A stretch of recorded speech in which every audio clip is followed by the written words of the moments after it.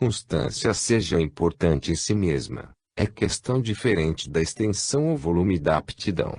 Por exemplo, quando Schmidler pôde ampliar empregando a experiência de Rorschach ainda mais o intervalo da média de acertos entre carneiros e cabritos, poderia estar somente assinalando ainda mais a associação entre a atitude do sujeito e a tendência a acertar ou omitir. O falecido Dr. Stuart do laboratório de Duke conseguiu fazer separações significativas de sujeitos que marcavam alto e baixo em experiências de ESP na base de padrões de sujeitos e intensidade de interesse. Humphrey conseguiu separação inteiramente eficiente na base do inventário de personalidade de Bernreuther utilizando a escala de introversão e extroversão, havendo outras separações devidas a estes e outros operadores. Contudo, mesmo a revisão em grande escala do todo este trabalho não conduziria a qualquer generalização diferente ou qualificação séria para esta, isto é, ainda não se encontrou qualquer elo seguro entre uma característica mensurável da personalidade e o volume de aptidão psíquica que o indivíduo possui.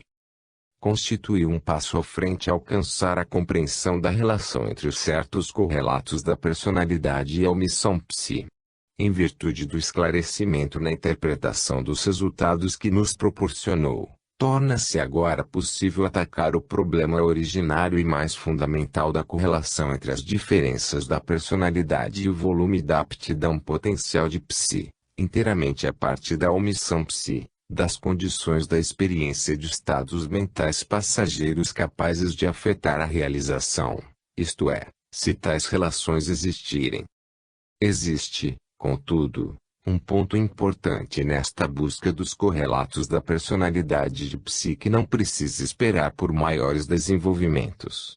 Os resultados que passamos em revista parecem indicarem novamente que estamos tratando de algo não localizado, não recentemente adquirido, não qualquer aspecto superficial, mas algo de muito fundamental, surgindo de muito debaixo do tronco das origens psicológicas. Seria de esperar de conformidade com a hipótese de psi esboçada acima que se encontrasse exatamente o que esses estudos dos correlatos da personalidade de psi revelaram. Psi parece compreender uma ordem submersa de atividade encoberta pelos desenvolvimentos posteriores do progresso evolutivo. Não se deveria esperar dessa situação deparar com diferenças notáveis na realização, que se atribuíssem à própria aptidão nativa. Poder-se esperar que as variações de êxito na realização das experiências conforme se encontram resultassem de elementos mais superficiais da personalidade, afetados pelas condições experimentais. Assim também, será preciso não antecipar o encontro de grupos naturais dentro da espécie humana que tivessem certo monopólio sobre psi. Ao contrário, o problema está patenteado quanto ao que possam ser a base biológica inteira, a origem e a base do processo psi. O passo seguinte a dar é para cruzar a linha da espécie. Provavelmente já agora todos estão prontos para perguntar se psi é função exclusivamente humana. Pode afirmar-se bem precisamente que não, embora não seja possível ainda assinalar grande acumulação de provas semelhantes às que se tem reunido indicando a ocorrência de psi em seres humanos. No passado encontram-se os relatórios por demais isolados das experiências de besteira e de telepatia com cães e os relatórios de minha esposa, LR, e meus de nossas experiências com a égua Ladi, em Richmond, na Virgínia. Contudo, investigações recentemente iniciadas de psi em animais já começam a produzir frutos experimentais. O Dr. Carlis Oziz do laboratório Duke chegou à conclusão que as suas experiências demonstraram certa espécie de relação psi entre gatos e seres humanos. A natureza real do psi em causa está sendo ainda submetida a maiores experiências. Nas suas experiências, Oziz, tendo cuidado de controlar todos os fatores sensoriais do animal, procurou influir-lhe sobre a escolha de um de 2 pratos de alimentos por meio de psi. Embora menos dramática que a experiência do profeta Daniel com os gatos maiores, procurando igualmente evitar que os gatos comessem no lugar errado, Os resultados de Ozzy são bastante significativos e foram suficientemente bem controlados para constituírem novo ponto de partida no estudo de psi em animais. Neste momento, quase tão impressionante é o resultado de um levantamento a que se procedeu do comportamento natural não explicado de animais, que se pode atribuir a ESP. Consideremos alguns exemplos. O longo voo migratório anual de certas espécies de pássaros sobre milhares de quilômetros de mar alto em direção à minúscula ilha no meio do oceano, onde procriam. O conhecimento da volta para casa de centenas de mammalios, principalmente cães e gatos, transportados, muitas vezes, em veículos fechados como vagões ferroviários, a distâncias que chegam a milhares de quilômetros. E mesmo alguns casos em que se conta terem os animais acompanhando os donos ou os companheiros de diversão quando deixados para trás por ter se mudado a família para território inteiramente desconhecido ao animal. ESP poderia explicar todos esses casos. Atualmente não se pode dizer que os explique. Mas o desafio para encontrar explicação é por demais forte e a acumulação de material demasiado abundante para que se permita que tais tipos de comportamento continuem desprezados e não sujeitos à investigação científica. Um dos desafios mais notáveis no comportamento não explicado de animais fornecem-nos os feitos impressionantes dos pombos-correio. Este comportamento ainda não tem qualquer hipótese física aceitável. O problema do pombo-correio oferece, contudo, ponto de ataque muito conveniente, devendo ser possível brevemente, depois de estudo experimental concentrado, dizer se, juntamente com o equipamento sensorial de que dispõe, conhecido ou não, ele faz uso de ESP. As investigações de psi no reino animal, embora ainda preliminares, já serviram para chamar a atenção para a grande promessa que encerra. Será importante saber se o animal revela qualquer relação entre a simplicidade do sistema nervoso e volume de aptidão psi. Formulou-se interessante hipótese que assim é. Destes estudos comparativos das diversas espécies deverá resultar alguma base para verificação da origem evolutiva da aptidão psi. Resultarão, igualmente, algumas orientações importantes para a compreensão das bases neurológicas de psi. O estudo comparativo do psi em animais revelará qual tem sido o efeito sobre a função psi resultante do desenvolvimento das áreas de associação do cérebro humano. Poderia fornecer também a verificação da hipótese que essas áreas sufocaram e inibiram o funcionamento dessa aptidão, sem eliminá-la, que psi está oculto, mas não vestigial. Que exploração não seria? Agora é possível tornar a examinar com proveito as dificuldades. À luz do que se conhece agora, seria sem dúvida de surpreender se psi não fosse esquivo e difícil de trazer a controle. Atuando, conforme faz, em nível inconsciente, obscurecida a via de regra pelos processos de pensamento consciente mais dominador, e extremamente difícil de converter-se em forma expressiva, reconhecível, a função psi deverá raramente esperar-se que se exerça eficientemente em seres humanos e ainda mais raramente se observe em ação quando se exerça. Além disso, como os fatos relativos aos fenômenos psi eram de tal ordem que lhes impediam a inclusão na psicologia ortodoxa da época, não seria de esperar que tais fenômenos fossem fáceis de captar experimentalmente. Se o fossem, teriam sido captados e aceitos de há muito. Assim sendo, a aceitação em data tão tardia deve esperar-se sobrevenha dificilmente, mesmo quando se captaram os fatos. Sobrecarregados desses obstáculos, é notável que as ocorrências de psi tenham vindo afinal até o laboratório. Mas embora todas essas dificuldades tenham retardado não só a pesquisa como o reconhecimento da sua contribuição, o fato é que houve progresso. Mais importante ainda é que houve progressos na compreensão do fenômeno sob investigação.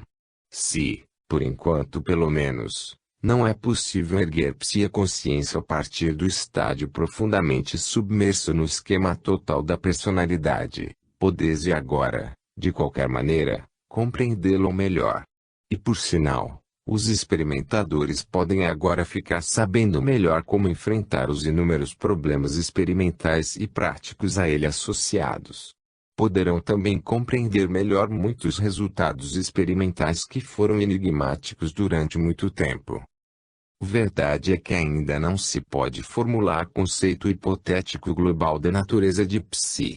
Não se pode mesmo dizer muito das bases energéticas de psi, como será possível certa relação entre o sujeito e objeto sob as condições de boa experiência de psi. Embora a física e a fisiologia tenham fornecido volume razoável de compreensão da extremidade objetiva da percepção sensorial, a psicologia geral não tem ido longe com a extremidade subjetiva da relação sujeito-objeto na percepção por meio dos sentidos. Igualmente, não se sabe muito das bases neurológicas e biológicas gerais de psi, embora se saiba que essa aptidão é tão geral, tão independente de segregação, e tão fora de especialização que parece algo de fundamental, parte da herança biológica geral do organismo, algo que atravessa a linha das espécies. Ainda será preciso decidir se os efeitos dos narcóticos, conforme referidos nas primeiras pesquisas, manifestam-se sobre a própria função psi-primária ou são somente o resultado de efeitos exercidos sobre outros processos mentais essenciais à experiência. Quando, como aconteceu nas experiências de ESP no laboratório de Duke com sujeitos que receberam amital sódico, resultou queda sensível na aptidão de acertar, poderia muito bem ter sido, como parece agora, devido a uma diminuição da acuidade geral do sujeito para julgar. Seria de esperar semelhante efeito prejudicial em operação comparável que compreendesse delicada discriminação sensorial. Agora, quase todas as experiências que compreendam psique se fizerem com sujeitos dependerão da aplicação de julgamentos delicados e complexos. Por exemplo, exigir-se-á que se conservem simplesmente todos os alvos disponíveis por igual ou se excluam interesses contrários perturbadores do centro de atenção, questão aberta se o indivíduo é capaz de distinguir entre a função psi própria e a operação global de julgamento da qual faz parte.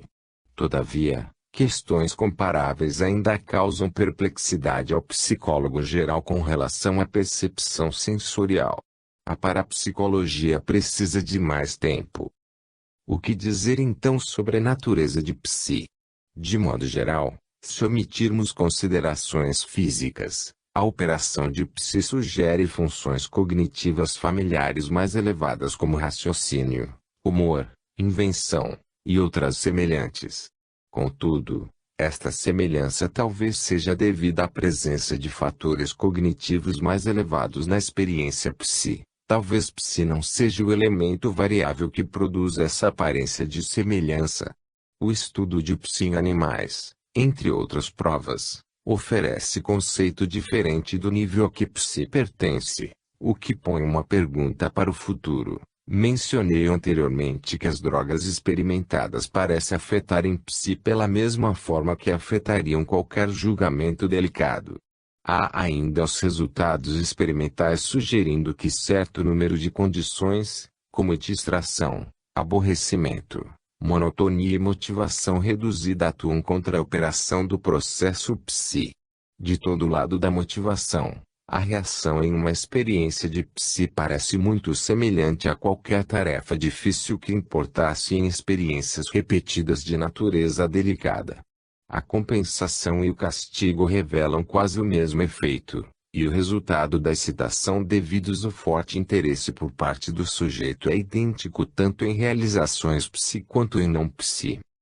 O julgamento perceptivo em experiências psi obedece, de várias maneiras, a princípios bem conhecidos no campo dos julgamentos sensoriais. Isto é verdade não só quanto à condição necessária ao julgamento perfeito, como, por exemplo, a proteção aos sujeitos contra perturbações externas ou internas, mas na operação do próprio julgamento. Mencionei os efeitos de posição, especialmente a tendência de se salientarem os objetos terminais em uma série, bem como a possibilidade de declínio de percentagem de acertos em longa lista ou durante longa experiência. Psi dá também provas de reagir a conjuntos ou modelos, parecendo obedecer a princípios figurativos ou de Gestalt. A prova a esse respeito é, contudo, somente acidental. Por exemplo, nota-se a reação a modelo representada pelo efeito de reforço já mencionado algumas vezes em relação ao trabalho do Dr. Sewall.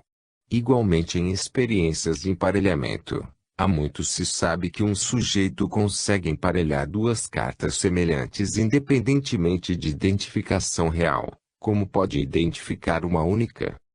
Neste caso pode supor-se, como em percepção normal pelos sentidos, ser necessário no ato de emparelhamento julgamento perceptivo menos completo do que na indicação de uma carta isolada. Estabeleceu-se este ponto quando se verificou que a aptidão ESP de certo sujeito era capaz de produzir quase o mesmo volume de desvio total do lado negativo, se recomendasse evitar acertos em lugar de realizá-los, conforme aconteceria normalmente do lado positivo. Se normalmente tivesse uma média de 6 quando 5 fosse acaso e depois passasse para a média de 4 ao procurar produzir acertos baixos, quereria dizer que para conseguir o mesmo desvio do lado negativo ele revelava julgamento perceptivo menos preciso de perto de 4 vezes tantas cartas deste lado como havia revelado do lado positivo. Em uma palavra, o tipo psi de percepção gradua-se parcial ou relativo tão bem quanto modelado, conforme também se dá à percepção sensorial. Por assim dizer, nada existe em psi que se possa indicar como fundamentalmente diferente do processo psicológico ordinário, exceto que é antes de tudo sempre inconsciente. Funções sensorimotoras e outros processos mentais podem atuar abaixo do nível de consciência, embora ordinariamente tal não aconteça. Em segundo lugar, a diferença fundamental está em que psi não se relaciona com as propriedades de espaço-tempo-massa das energias físicas de que se ocupa o mundo sensorimotor. Conforme disse, acho que estes dois pontos estão intimamente ligados. Talvez tenhamos simplesmente atingido camada inconsciente situada mais profundamente da vida mental, que teve de esperar para ser descoberta até que se despertasse interesse suficiente pelas operações mais peculiarmente psicológicas, isto é, não físicas, da personalidade humana. No momento, acima de qualquer outra consideração, é necessário voltar a examinar os problemas e as dificuldades de trazer psi sob certo grau de controle a fim de facilitar tanto quanto possível o trabalho do experimentador. A utilização completa de tudo quanto se sabe a respeito de psi, combinada com os pontos de vista resultantes, deveria contribuir para que os investigadores de psi vencessem os obstáculos da maior parte da frustração passada. À luz dos conhecimentos atuais, pode esperar-se agora se achar difícil fazer surgir e manter motivação suficiente para levar a função psi a romper a herança sobrejacente de processos conscientes. O simples reconhecimento desta ênfase necessária implicará em toda a diferença na maneira de atacar o problema do controle de psi. Em primeiro lugar, significa que a tarefa de colocar psi em base experimentalmente produtiva é ainda reconhecidamente uma arte de relações humanas nada fácil. Exigirá a melhor habilidade para treinar e aconselhar. Quer dizer que a fim de produzir situação experimental conveniente será preciso manter certa ordem de interesse suficientemente elevada para concorrer com êxito com os diversos outros interesses resultantes da própria personalidade do sujeito e do ambiente da experiência. Sem dúvida não é possível reproduzir as situações altamente motivadas, muitas vezes trágicas que contribuem, em experiências psi-espontâneas, para que rompa através de todas as barreiras. Não será mesmo fácil encontrar experimentadores que disponham de reservatório suficiente de entusiasmo para os objetivos e o dom de características pessoais indispensáveis à comunicação do próprio entusiasmo e desafio. Nem sempre é possível também lhes proporcionar situações felizes que os liberem inteiramente de muitas restrições capazes de interferirem normalmente com o sucesso, dando-lhes acesso a grupos de sujeitos responsáveis cooperadores, de boa vontade e com os quais possam trabalhar com suficiente liberdade por bastante tempo. Torna-se agora claro que a experiência de psi provavelmente não será se o processo não for suficientemente inspirador para o sujeito, de sorte a libertar-lhe a função psi para que se eleve acima de todas as dificuldades intelectuais e motivadoras que se lhe levantam pela frente. Houve um tempo em que a atenção dos experimentadores concentrava-se inteiramente no controle de indícios sensoriais e outros semelhantes. Agora devemos pensar em primeiro, segundo e terceiro lugar no controle contra a apatia, resistência consciente ou inconsciente, distração, esforços mal colocados, ou maneira por demais racional de encarar estes e muitos outros fatores. Mas a motivação não é tudo. As pessoas diferem ampla e profundamente na facilidade com que a função psi emerge do lugar em que se oculta no fundo do sistema cerebral na inconsciência do sujeito. Seria fácil afirmar que a psicologia geral devia ser capaz de dizer-nos como evitar essas resistências superficiais e incrustações do hábito. Talvez algum dia o consiga. Por enquanto, contudo, o explorador parapsicológico terá de tatear o caminho para o objetivo, e, ao fazê-lo, poderá escolher uma de duas direções. Uma delas será procurar encontrar pessoas cuja personalidade seja por natureza formada de tal maneira que permita a função psi operar com relativa espontaneidade. Pode realizar-se a descoberta e seleção de tais indivíduos trabalhando com os que tiverem experiências excepcionais e frequentes. Esta maneira de agir precisa, contudo, de dose muito maior de circunspeção cuidadosa do que se lhe dispensou no passado. Não é de esperar que tais indivíduos fiquem sentados simplesmente à mesa de pesquisa para realizarem uma experiência de psi simplesmente porque tiveram experiências psíquicas. Provavelmente terá de ser grande o ajustamento que tiverem de fazer a experiência, maior mesmo do que imaginem. Pode acontecer que a própria motivação forte seja mal dirigida ou se torne prejudicial. Por exemplo, a experiência de J. M. Bevan, em que utilizou um grupo de pessoas em ESP as quais ou tinham tido experiências psíquicas ou se mostravam favoráveis à hipótese ESP compararam-se a outras que não tinham tido tais experiências. Verificou que as que tinham tido experiência tendiam a principiar em sentido contrário, em outras palavras, produziam desvio negativo. Contudo, nas últimas sessões, os excertos eram mais elevados do que os do grupo com que se comparavam. Trazê-las à altura da situação, dando-lhes o sentimento de que agora que você pensa ser psíquico aqui está uma experiência que o revelará estou perfeitamente seguro, uma das maneiras de fazer surgir a característica perversa da personalidade responsável pela omissão de psi, e talvez também por uma porção de outros efeitos.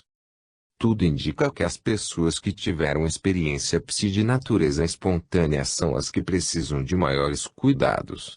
Muitas se mostram sensíveis com relação a essas experiências, especialmente quanto à maneira pela qual outras pessoas a elas reagiram. Assim, também, as experiências são tão novas para elas como para qualquer outra pessoa, e não têm a mais leve ideia de como realmente ocorreram as experiências espontâneas. Se pensam que têm, estão quase que certamente enganados. Todavia, tratadas cuidadosamente, pode esperar-se que produzam resultados valiosos, talvez porque tenham barreira menos rigorosa de hábitos intelectuais conscientes que psi teria de penetrar do que os que não experimentaram qualquer vislumbre espontâneo de psi. Assim também, é mais provável que tenham interesse mais sustentado devido à forte convicção com relação à psi, derivada da experiência própria. São carneiros genuínos e não é provável que se transformem em cabritos sobre um ou dois excertos baixos descobrindo uma veia de omissão psi. Agora pode fazer-se alguma coisa, igualmente, quanto à omissão psi, tendência de não acertar o alvo, produzindo desvios negativos. Será possível prosseguir com o estudo dos correlatos da personalidade até o ponto de saber quais os estados mentais que a ele conduzem, e, ainda melhor, quais as características ou condições que o impedem. Com o tempo, pode identificar-se aquele que tende à omissão psi, separando-o de antemão. Mesmo com o que se sabe agora, contudo, pode exercer-se controle, em grande parte, sobre este elemento perturbador na experiência psi. Acumulou-se número considerável de indicações dos estados mentais relacionados com a omissão psi. Podem incluir-se todos no desenvolvimento de um processo de trabalho visando a proporcionar condições ideais para a máxima realização psi. Por enquanto, alguns experimentadores serão capazes de fazer maiores progressos acompanhando indivíduos que manifestam mais ou menos naturalmente facilidade para a realização de psi, favorecendo-os com certas condições para a experiência que se associaram no passado com alto rendimento de resultados. Mas a segunda direção também tem possibilidades. De muitas maneiras é a mais provocadora e convidativa. É esta maneira geral de procurar transformar o indivíduo em bom sujeito. Já a seguiram, em certa extensão, como a anterior. Quero referir-me a todos os esforços que se têm feito para tornar o indivíduo bom realizador psi por meio de hipnose. Juntamente com estes podem ir, na maior parte, os esforços exploratórios sobre o emprego de drogas. Tende-se facilmente a pensar que deve haver alguma droga que realizaria exatamente o que se deseja nesta situação particular, impedindo a operação das áreas de associação do cérebro sem perturbar as de origem evolutiva mais antiga, permitindo desse modo que as funções mais primitivas de psi entrem em operação mais livre. Naturalmente está claro que as próprias experiências se estabelecem de tal maneira que importam em julgamentos delicados. E o esquema total da experiência, segundo encara o sujeito, importa em certo volume de apreciação intelectual. Provavelmente é pedir demasiado neste passo da tentativa de discriminar por meios farmacológicos entre julgamento e experiência psi e as áreas de associação geral capazes de inibirem psi. Meios psicológicos, além da hipnose, têm sido experimentados e, sem dúvida, se experimentarão repetidamente, mas estão surgindo ideias novas que se devem incluir nas novas maneiras de atacar a questão. Transes e outros estados subjetivos autoinduzidos, que, acidentalmente, devem experimentar-se sob supervisão profissional, de preferência no próprio laboratório, poderão conduzir a um processo para a liberação de capacidade psi latente. Quanto ao emprego da hipnose para melhorar a realização psi, tudo quanto se pode dizer é promissor, mas ainda não convincentemente produtivo. Em todos estes processos psicológicos para ajudar o indivíduo no sentido de maior autoliberação, há necessidade de meios mais hábeis e de melhor compreensão dos tegumentos mentais inibidores que é preciso penetrar. Na pesquisa o indivíduo derrota facilmente a si próprio quando adota demasiada rigidamente qualquer maneira única, simplificada demais, meio boa de resolver problemas. Por outro lado, há também o perigo de estender demasiadamente esforços e energias de início tão limitado, mas é mais seguro conservar certa maneira de encarar suficientemente compreensiva para colocar psi em base de realizações mais sólidas e, talvez, acima de tudo, animar certas maneiras de atacar a questão por parte de exploradores diferentes. Além disso, como a natureza se abandona ao observador ponderado se ele conseguir uma visão suficientemente compreensiva das ocorrências naturais, valerá a pena estudar todo o material espontâneo disponível de meios, e tudo quanto os leitores possam enviar-nos, para sugestões que talvez surjam quanto à melhor maneira de permitir a psi entrar em pleno funcionamento. Nos estudos do laboratório já voltamos a essa maneira de proceder. E de predizer que a pesquisa parapsicológica dos próximos 10 anos se orientará em grande parte pelos estudos que resultarem destes vários milhares de experiências humanas classificadas de psi. Depois, lançando-se mão de tudo quanto se puder fazer para escolher sujeitos promissores por meio de todos os dispositivos seletivos que haja vantagem em utilizar. O objetivo deve ser aplicar o que se aprendeu nas experiências para ajudar estes sujeitos escolhidos a realizarem o mais possível sob condições experimentais controladas. Será possível desenvolver um curso de preparação instrutiva para sujeitos de experiências psi com o fito de conseguir a melhor combinação de atitudes e de orientação em relação à pesquisa. Será também viável recuperar por meio de um programa de reeducação alguns dos sujeitos mais notáveis do passado. Estes objetivos parecem, pelo menos, eminentemente razoáveis à luz do que se conhece. Se basear semelhante programa no conceito atuante que o sujeito deve ser bem motivado, dando-se-lhe a melhor experiência possível e experimentador em ambiente que o ajudem a captar e recaptar a espontaneidade que libera para ele a aptidão psi. E se então se encarar a circunstância que provavelmente somente poucas pessoas poderão admitir-se como experimentadores capazes em experiências psi e, finalmente, se nos lembrarmos que psicologicamente experiência alguma é de psi até que tenha as condições psicológicas que se sabe agora serem necessárias para a liberação dessa função profundamente oculta, inconsciente e facilmente desviada, será possível, em futuro previsível, romper este anel de dificuldades. Este programa encena uma provocação para esta década. Entretanto, mais do que isto, é empreendimento que o experimentador fatigado pode aguardar com imenso alívio, porque já agora é evidente que as principais dificuldades são, pelo menos em parte, próprias da natureza de psi e suas relações com a vida e a personalidade. A culpa de ter sido tão lento e difícil o progresso não cabe inteiramente ao pesquisador, e até esse ponto, o papel do pesquisador tornou-se mais compreensível. É possível dirigir agora o esforço para os elementos suscetíveis de serem remediados. Parte 2.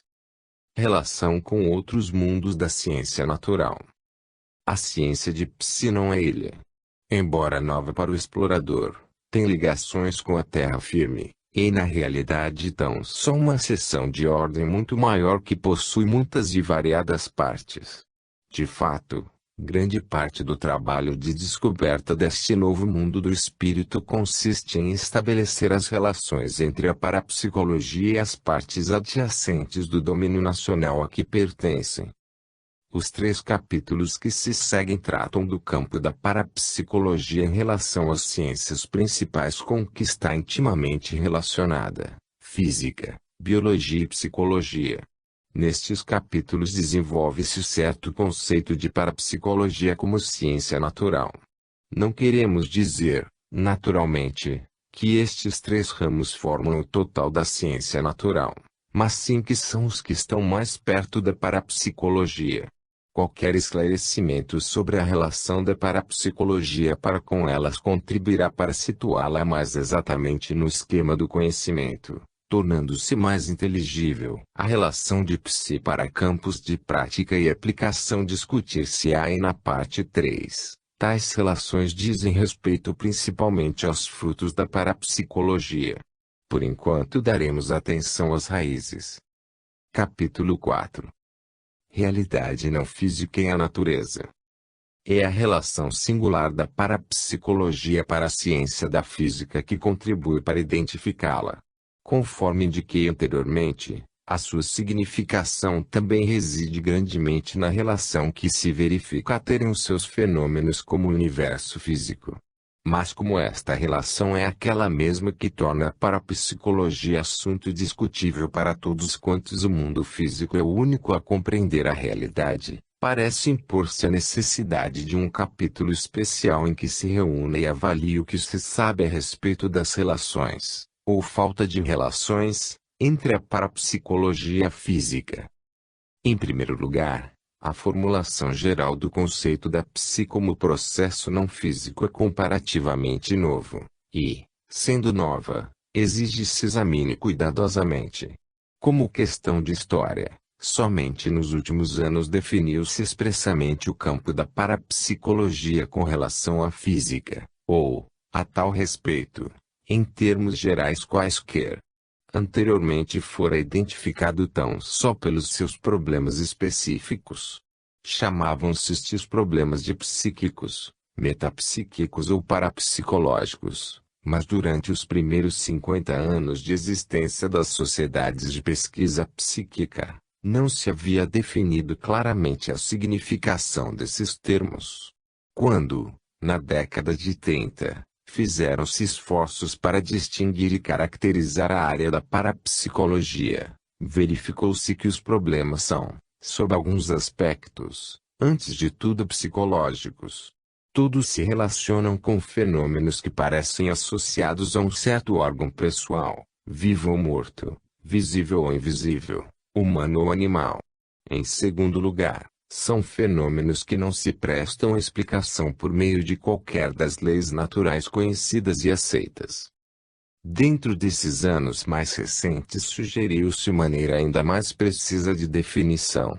Tornou-se perfeitamente claro que os fenômenos psi se identificam pelo desafio de explicação física, exigindo, ao invés, explicação psicológica.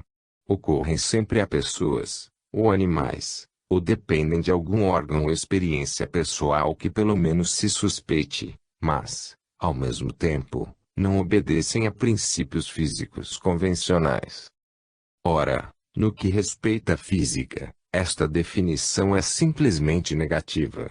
O caráter positivo dos processos que fazem parte do campo da psicologia reside em serem pessoais ou psicológicos.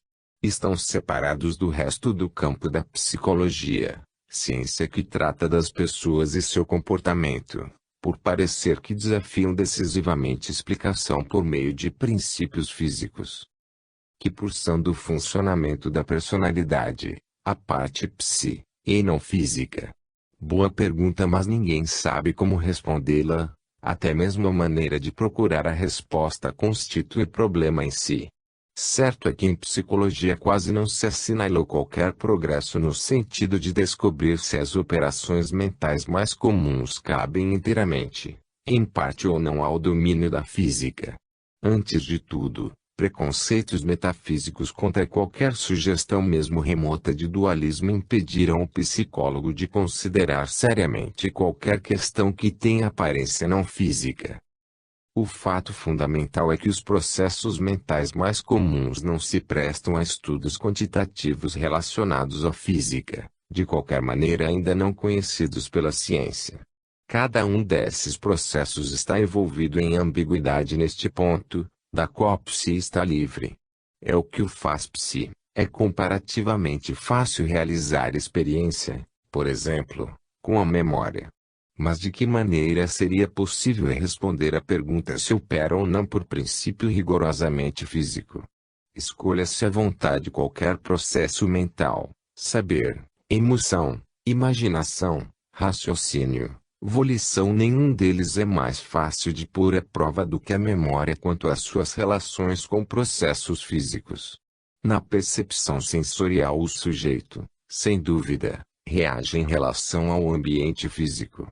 Há muito se sabe que a força da experiência sensorial varia conforme certa legitimidade de relações para com o volume de energia de estímulo físico, por esse, a lei de Weber-Fechner.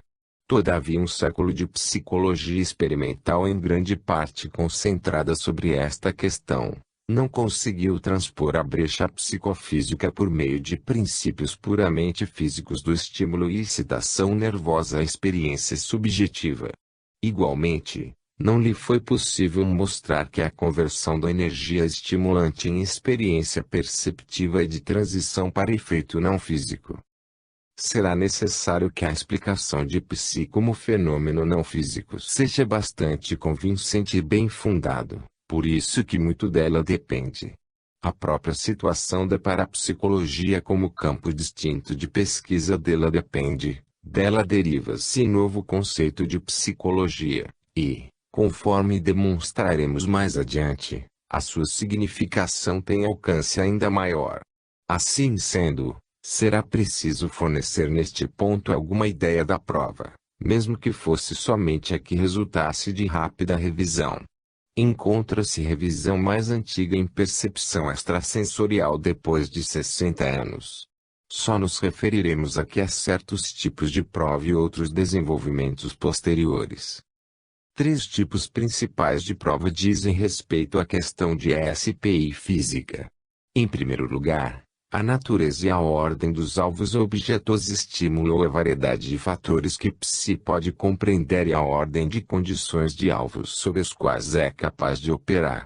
Em segundo lugar, depara-se com a questão das relações espaciais entre o sujeito e o objeto-alvo. E em terceiro lugar encontra-se o problema da relação de tempo para os sucessos SP, isto é, se psi pode penetrar no futuro. Pode levantar-se a mesma ordem de questões quanto à física de PC. Até agora, contudo, a maior parte das pesquisas de PC tem compreendido a comparação de propriedades físicas dos objetos-alvo. Em geral, os resultados dos exames realizados quanto à ordem dos objetos-alvo utilizados com resultado nas experiências de ESP não só não conduz a qualquer hipótese que seja física a relação sujeito-objeto, como não permite a aplicação de semelhante hipótese. Considerem-se os 2 tipos principais de ESP, telepatia e clarividência, do ponto de vista de possível hipótese física. A verdade é que ainda ignoramos qual a natureza do objeto-alvo no caso de telepatia pura, mas mesmo que se adote o ponto de vista conservador que uma operação de pura telepatia é tão só percepção clarividente da cerebração do emissor, ainda se encontra o problema de construir uma hipótese que justifique a ordem de estímulos em que se demonstrou funcionar ESP. Qual a teoria física que compreendesse a série inteira de materiais de alvos objetivos que se tem utilizado em experiências de clarividência, símbolos, cores, luzes, etc., compreendendo ainda as atividades cerebrais delicadas e complexas do emissor telepático. O segundo tipo de prova diz respeito aos resultados da comparação de distâncias diferentes. Mesmo as experiências de ESP realizadas antes de 1940 apresentavam boas alegações contra qualquer relação fidedigna entre distância e sucesso. Desde então se conduziram muitas experiências de longa distância, que forneceram resultados bastante notáveis. Desafiam qualquer aplicação da lei do quadrado inverso do declínio do efeito com a distância. Já nos referimos à experiência de Swal e Bateman com o Sr. Stewart, e ao fato mencionado que a distância de 200 milhas entre sujeito e experimentador em certa fase da experiência não acarretou diminuição na percentagem de acertos.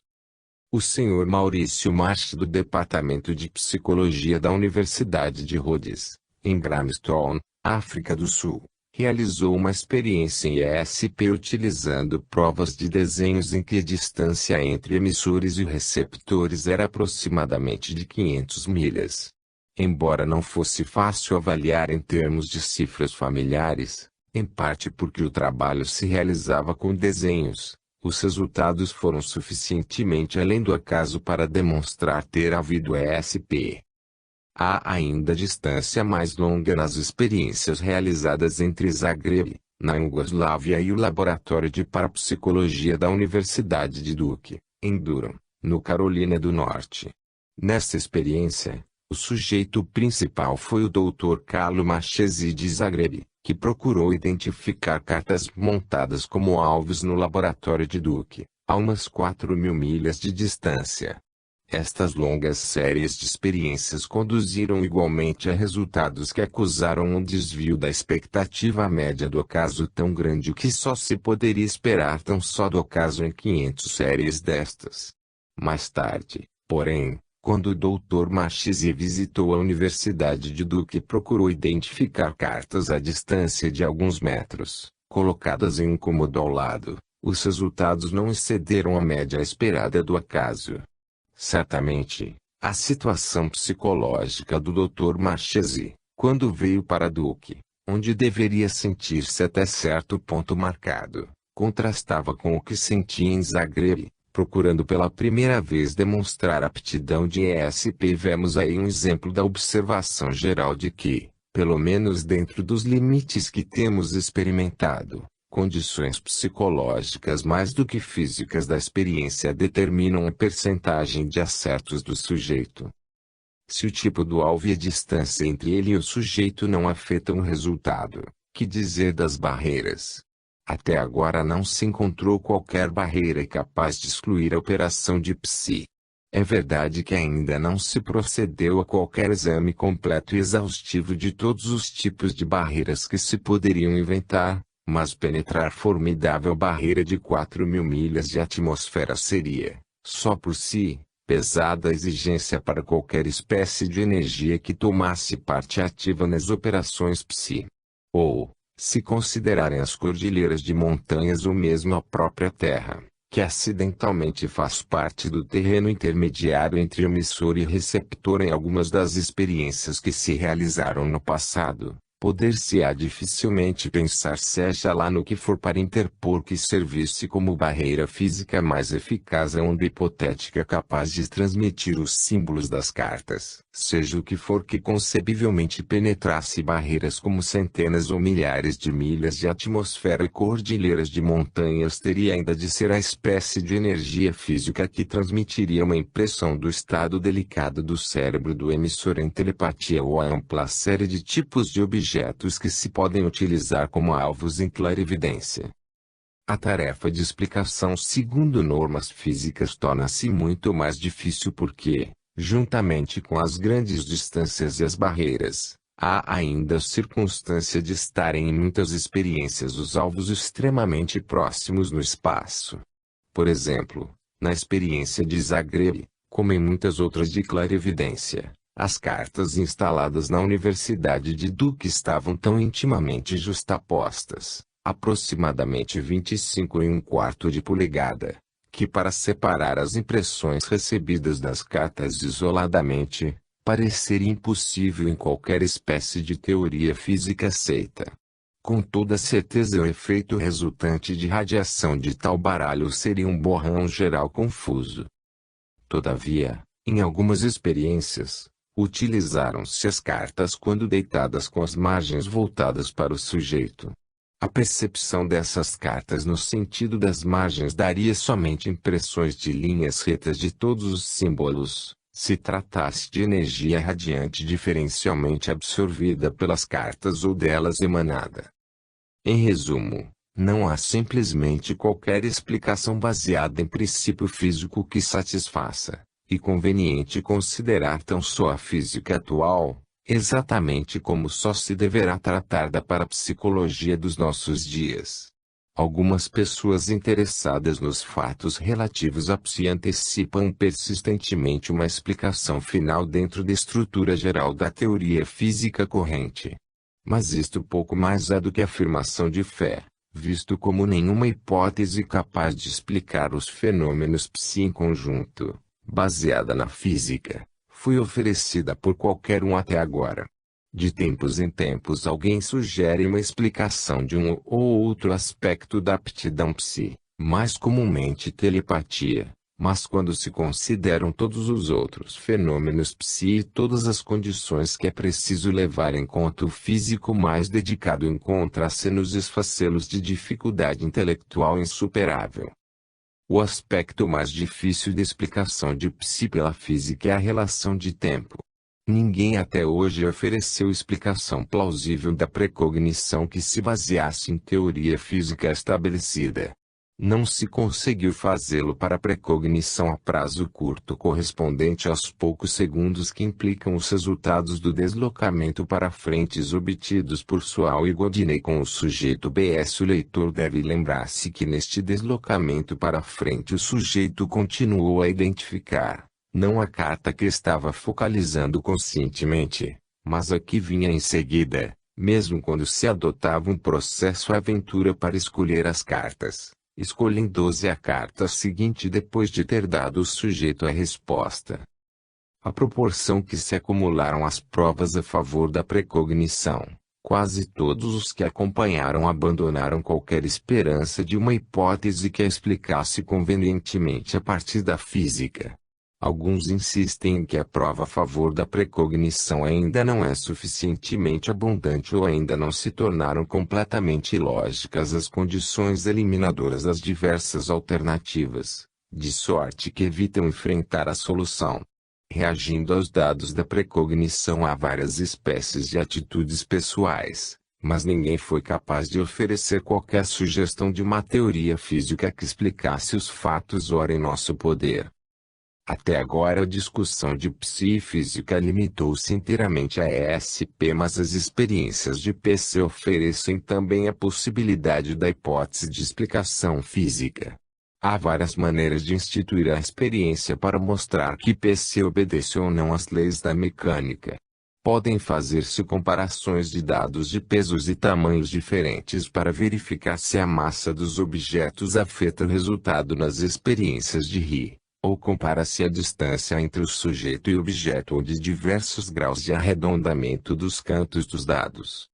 Sem dúvida ainda não se realizou volume tão grande de pesquisa em PC como em ESP, mas na medida em que se tem realizado experiências comparativas que implicam na hipótese da causação física para PC, concordo inteiramente com o que se achou para ESP, as leis físicas não se aplicam.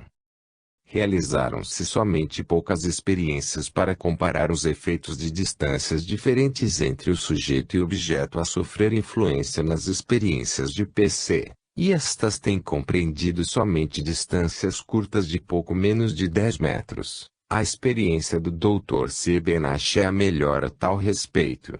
Ele verificou que os sujeitos a 10 metros de distância dos dados acertavam tão bem como quando a pouco menos de 1 metro, dando resultados significativos em um e outro caso.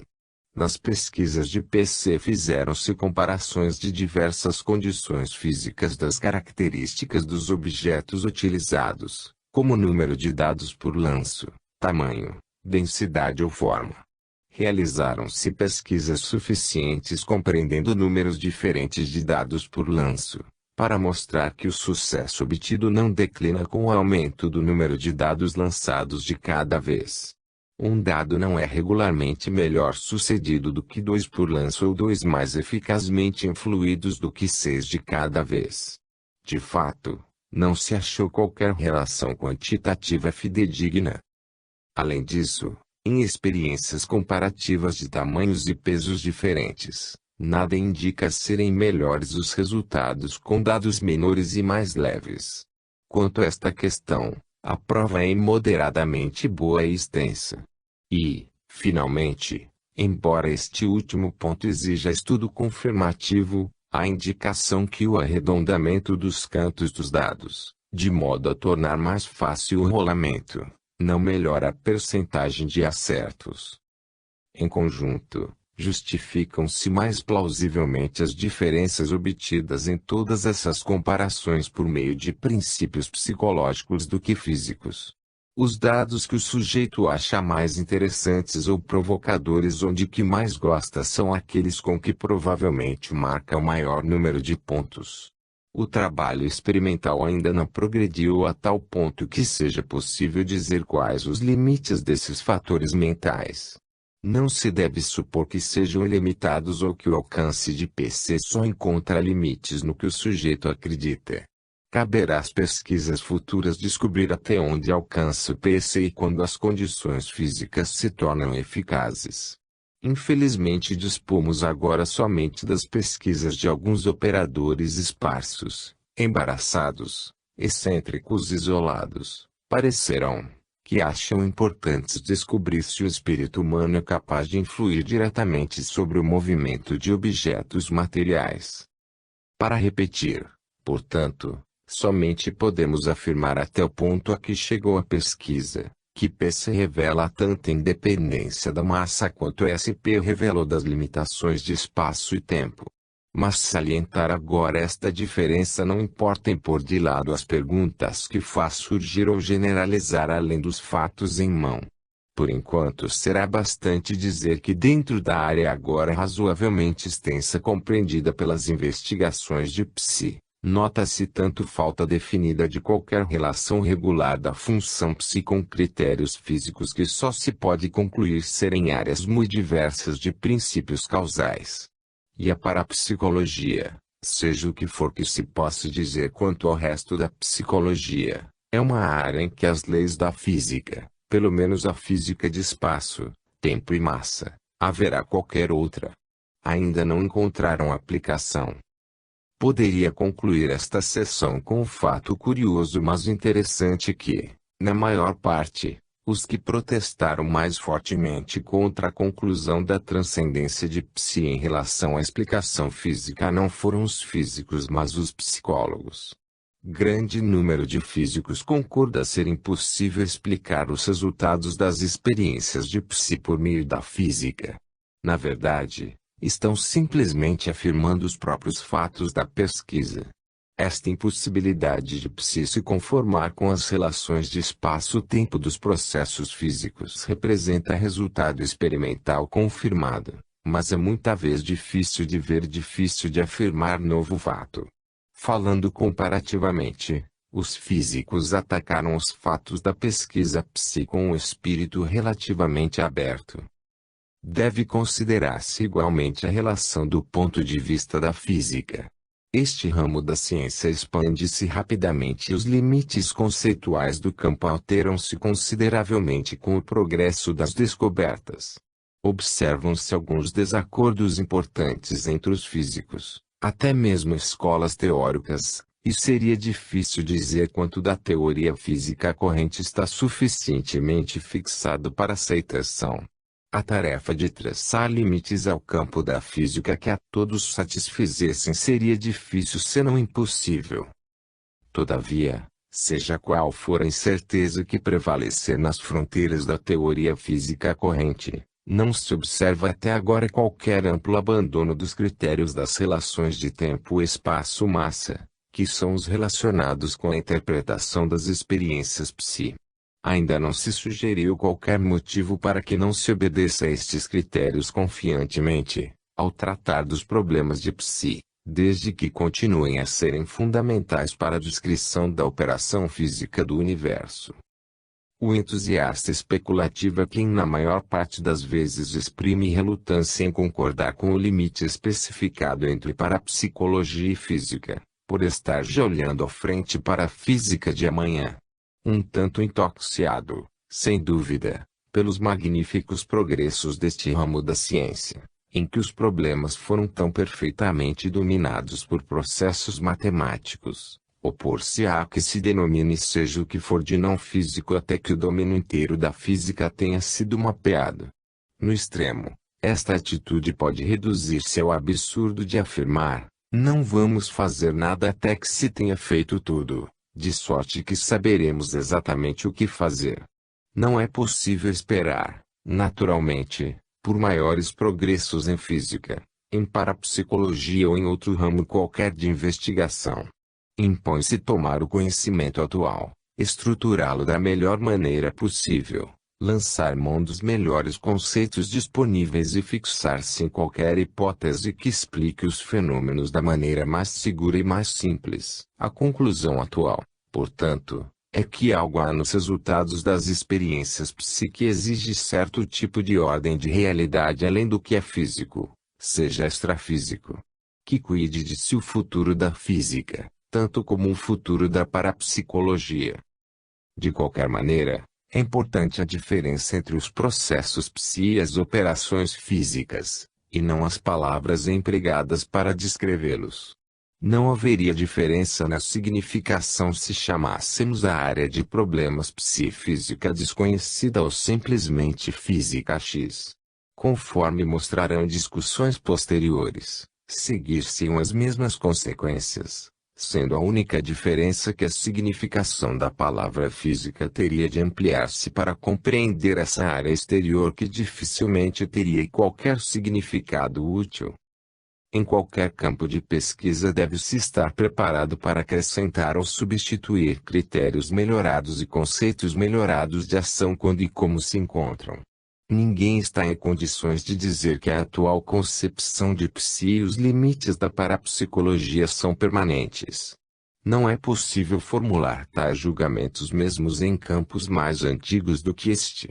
Será admissivelmente vasto programa de pesquisa, embora necessário, que prosseguirá para a determinação da extensão em que as operações de psi estão livres de limitação física e, portanto, para o esclarecimento da natureza dos limites. Todavia, evidentemente, a divisão entre a parapsicologia e a física é somente metafísica.